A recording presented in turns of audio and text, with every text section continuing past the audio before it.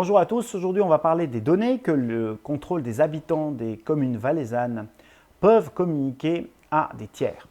Le siège de cette matière se trouve à l'article 23 et qui prévoit deux choses. La première des choses, c'est l'alinéa 1er. Le conseil municipal peut autoriser le contrôle des habitants à communiquer sur demande à une personne ou organisation privée les noms, prénoms, sexe, adresse et année de naissance d'un particulier si le requérant fait valoir un intérêt légitime.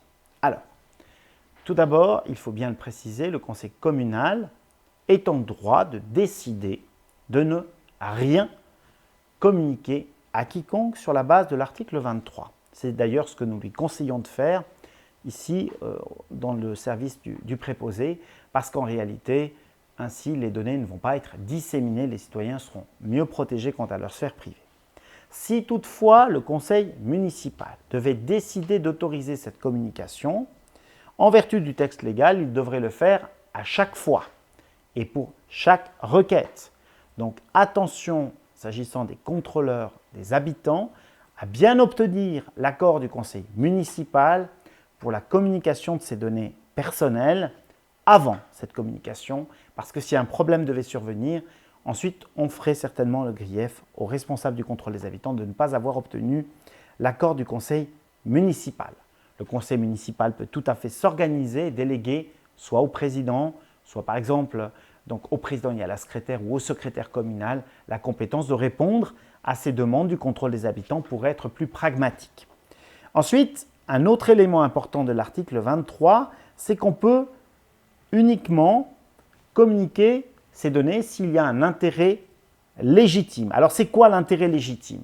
Est-ce que si je suis un assureur vie et que j'ai envie de savoir qui sont les habitants de la commune qui sont nés le même jour que la date de fondation de ma société, je peux demander leur identité à la collectivité publique? Non.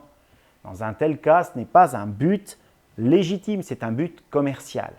Est-ce que si j'ai quelqu'un qui me demande de lui dire qui sont les détenteurs de chiens dans la commune X pour pouvoir envoyer une publicité ciblée à ces personnes-là dans le but de faire, je ne sais pas moi, de s'occuper de ces chiens et de leur vendre des services? Eh bien non également. Nous ne pouvons pas communiquer ces données sans l'accord préalable de tous les détenteurs de chiens, ce qui va occasionner trop de travail pour le contrôle des habitants. Ce n'est pas son rôle.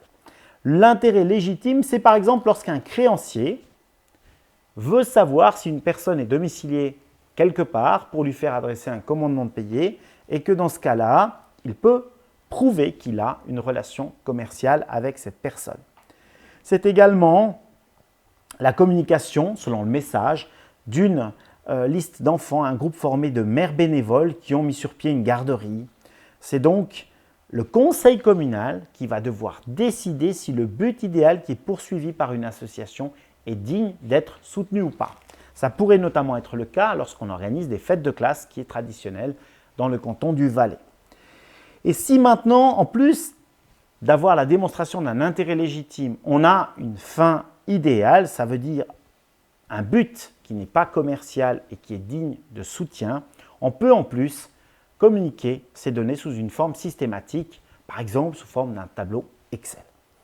Je terminerai la présentation de l'article 23 en vous disant que vous ne pouvez pas communiquer plus que ce qui est spécifiquement indiqué dans la loi, c'est-à-dire le nom, le prénom, le sexe, l'adresse, l'année de naissance d'un particulier. Ça signifie bien l'année de naissance, pas la date de naissance. Et la base légale est à cet égard très précise. Donc, n'allez pas au-delà de ce que prévoit la loi parce qu'à défaut, vous vous rendriez coupable d'une violation de cet article 23 et la personne dont vous auriez communiqué plus de données, au sujet de laquelle vous auriez communiqué plus de données, pourrait s'en plaindre.